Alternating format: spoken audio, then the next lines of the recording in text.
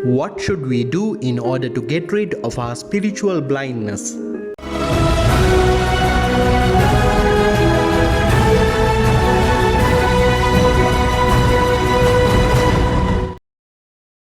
What's blindness? It can be either lack of vision or loss of total vision. There are remedies for the visual impairment, but complete blindness cannot be corrected with glasses or contact lenses. When someone is partially blind, he has a very limited vision. But complete blindness means one cannot see anything, even the light. People may become blind due to various reasons. The main causes are accidents or injuries to eye. Moreover, diabetes, glaucoma, or aging can be causes of blindness. There are also people who are born blind. This situation is caused by genetic conditions and other prenatal diseases. So, how can blind people do things by themselves? How can they walk, study, play, and work? Yes, life would be difficult if you were born blind. Blind people rely on their senses such as hearing, touch, and smell to navigate the world around them.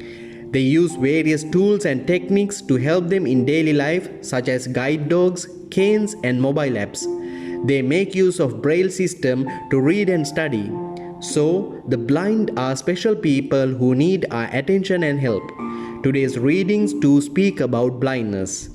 Today's gospel brings before us the scene of Jesus healing a blind beggar. Gospel mentions that the beggar was born blind. There were many views about why he was born blind. This is how they thought. Whose fault was it? Was it his fault, or was it his parents' sins that caused him to be blind? At the questions of the disciples, Jesus' answer is very interesting.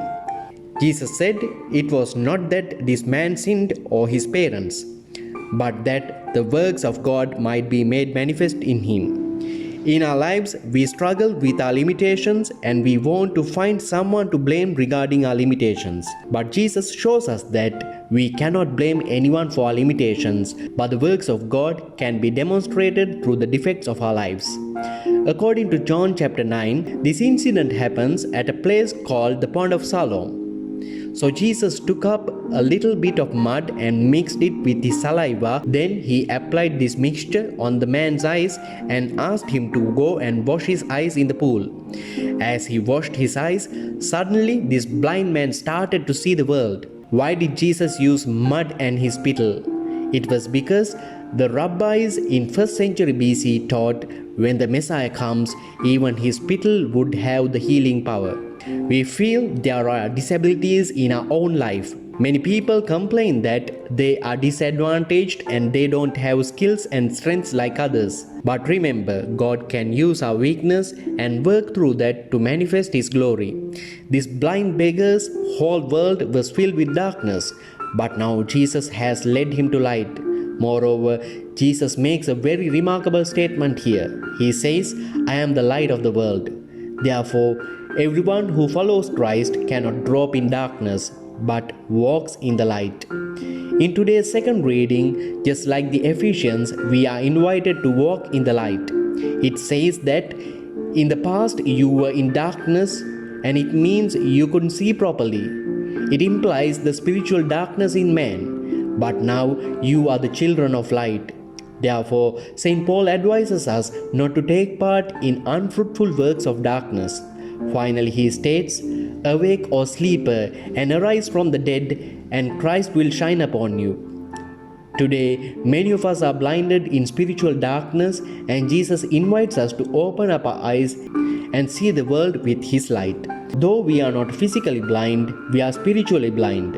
The moment we cannot see the other as our own brother or sister, we become spiritually blind. There are moments we fail to see the goodness in others. There are occasions we make wrong judgments about our brothers and sisters. Like the Pharisees in today's gospel, we have the eyesight, but we don't have the insight of Christ. Every moment when we fail to see the world like Jesus Christ, we become spiritually blind.